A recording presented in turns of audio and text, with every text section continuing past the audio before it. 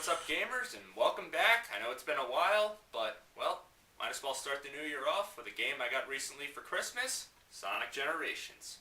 Does it live up to the hype? Well, let's dig a little deeper. And obviously with Sega, well, it's very critical with Sonic games nowadays, being that everybody should know off the bat, and it's no surprise, that every Sonic game for the past decade has been one pile of crap after another. But thankfully, as you know, Sonic 4 really changed the tides up a bit and brought Sega out of the gutter and finally showed that, well, they could finally get their head out of their ass and finally start making a good, decent Sonic game. Now that was a decent game, but it wasn't perfect. People did complain about some of the physical problems and some of the inconsistent difficulties that the game had. But Sonic Colors, well, all I could say to Sega after playing this one, welcome back. So obviously with this one, I had a lot of hopes for this game. But I was still a little iffy, thinking, was it really going to be a good one? Because obviously this one got really hyped up with all the advertisements and the anticipation. And sometimes that could be a problem, that if there's so much anticipation for a game, it could really end up sucking. Thankfully, it delivers, believe me. It's what you call giving the fans of Sonic what they wanted. And that's what I'm talking about. Let's see for a fact how good it is. Now thankfully, yes, Sega finally gave the fans what they really wanted. And that's what I think they really should have done in the first place. A Sonic game that's playable, has excellent graphics, and of course, outstanding music, and cutscenes as well. With Sonic Colors, yeah, I could say that as well if you see my last review, but this game goes up and beyond being a love letter for Sonic fans. Now, of course, all the great Sonic games that Sonic fans loved in the past, like Sonic from the Sega Genesis, the Dreamcast, yeah, those had great level designs. And guess what? All those level designs are in this game. That's almost like a mixture of nostalgia overload. Man, sweet. And yes, of course, they brought the levels back from some of the crappy Sonic games, like the 2006 one, Sonic Unleashed and Sonic Heroes. Okay. At least it's without the stupid features like turning into a beast at night or doing superhero favors for people. That's fine. And as for music, yes, the music is just as you remember it, but slightly altered a bit, I guess, to keep up to date. But that's the beauty of it, though.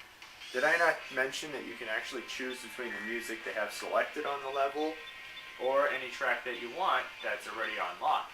But of course, to unlock these different music tracks, you have to complete various challenge stages, then ring the bell on top of the challenge stage door and catch the stupid music note.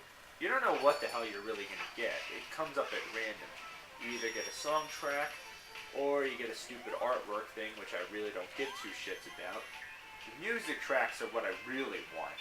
You can even get them by collecting the red star coins in a regular basic stage.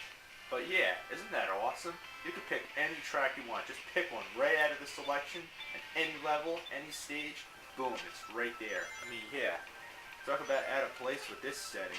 Or how about this one? The famous Sonic Boom song from Sonic CD. Yeah. Time to Sonic Boom it up. So awesome.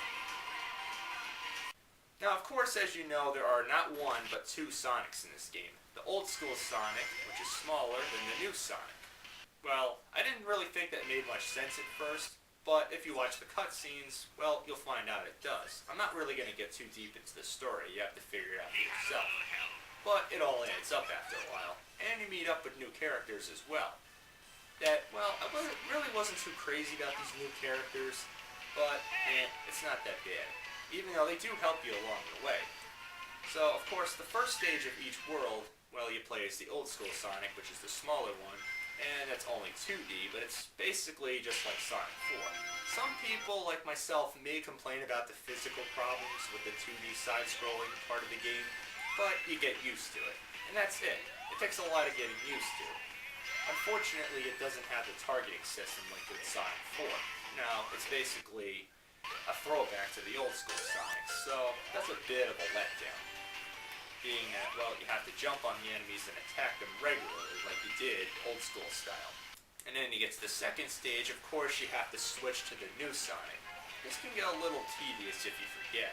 So, as you guessed when you play as the modern day Sonic, yep, You get everything. The targeting system, speed boost, braking on sharp turns, riding a long stretch of steel track, skateboarding, and as you can guess, most of it is emulated completely and mostly out of Sonic Colors. But the skateboarding, of course, owes its credit to Sonic Adventure. But speaking of Sonic Colors, not only do they emulate most of the level design, they also brought back two of the power abilities, the spikes and the rocket. I can't complain about that. After all, Sonic Colors is what saved Sega's ass out of the gutter and finally restored my faith in Sega. But yeah, now that I think of it, you look at the new Sonic, he gets everything. The targeting, the speed dashing, the braking, The ground pounding, the wall hopping. I understand he's the only one that actually can go into the 3D depth format compared to the old school Sonic, but seriously, he gets everything, and what does that give the old school Sonic? Pretty much nothing. It's like the new one can honestly come up to him and say, hey, yo, you, I got everything, you ain't got nothing. Nothing but the old school spin dash. And yes, of course, he's the one who actually gets the spikes in the first level of Planet Bliss, which is obviously taken out of Sonic Colors. And, well, I kind of feel bad for him now. I mean, you could have at least gave the old school Sonic targeting system, like in Sonic 4.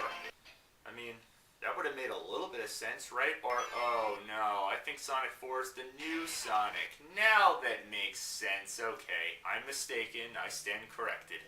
But yeah, that's how both levels are laid out. The first one is basically right out of Sonic 4, only without the targeting system and with the old school Sonic. And the new one is basically right out of Sonic Colors. Makes sense. And you're required to pass each world in order to advance to the next one. Unfortunately, there's also no boss fights. Only after beating each 3 worlds, you have to do a challenge in each world. This, I think, is one of the only few flaws I have to mention. You have to do any of the challenges, and then you get a boss key for each world. And then you advance onto a boss, and of course, it's another throwback. But it adds 3 dimension to it. But it's pretty challenging. Yeah. That's what I'm talking about, the challenge. But thankfully, the controls and everything work great. I mean, that's what I'm talking about. Control. Being able to pick up and play the game. I mean, sure, it can get a little frustrating at some points, but trust me, it's not nearly as bad, or broken, or glitchy as any of the crappy 360 or Wii versions. It plays so well, just like this game. Believe me. If you're worried about it, don't worry about any of that. It works. So yeah, you get, of course, the throwback the first time, which looks like, yep, of course, you guessed it, Sonic 2, the last boss. And then you get another boss, and, well, I don't think I have to introduce much. There's not many boss fights, and of course there can be some clunky control problems on occasion, but it's not nearly as bad as the crappy 360 one. I'll say it now, and I'll say it again, not nearly as bad. Believe me, Sega finally gave what we wanted. It's good. Nostalgia overload, a playable Sonic game, that's what I'm talking about. Now, it's safe to say that I have faith in Sega all the way, and that this game definitely exceeded my expectations, being that, well, they weren't that high, but as a Sonic fan, I can say I'm deeply satisfied. So my opinion, does it live up to the hype? You bet your ass. Yep, go get this game, or this one. Both of these are the best. Not the crappy Sonic games from the past. I mean, you can pretty much put those in the garbage at this point.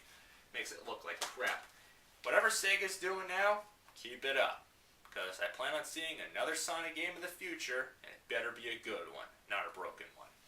But this one, yeah, I would say despite a few flaws, I'd say this is the proper rating. One Wii Remote with Wii Motion Plus up, and a Wii Remote up.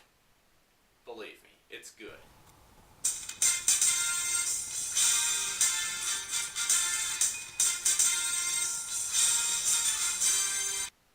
So, till next time, happy gaming.